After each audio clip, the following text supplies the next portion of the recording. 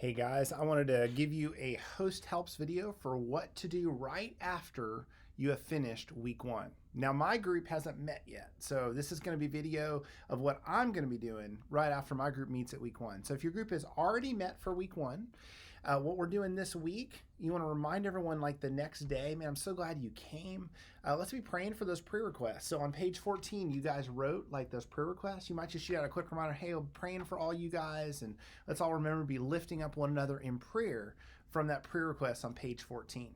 I'd also love for you guys to send me a short text at 214-228-0979. Let me know how your first night went. Let me know how many people came. Let me know what the discussions are like. If you ran into any problems, I'd love to know that so that I can be praying for you and helping you along the way.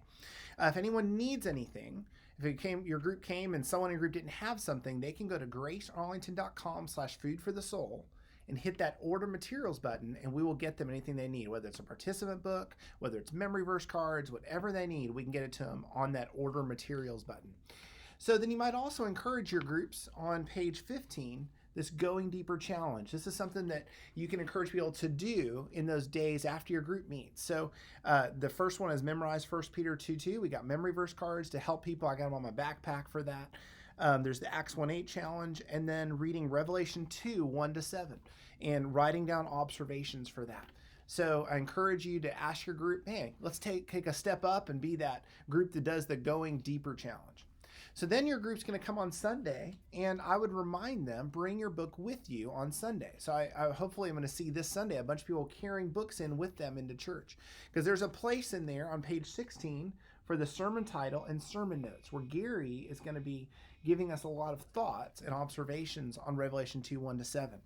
So then they're going to do all that on Sunday. And then when they come and meet with your group for week 2, if you notice at the top of page 20, it says sermon recap. You're going to start off your week 2 meeting with that sermon recap of, hey, what did you guys notice? How many of your observations did Gary bring up? How many things did he not have time to bring up? And what did you notice from that time on Sunday? So kind of people getting to recap all that. And then right after that sermon recap, that's where you can press play on week's 2 video.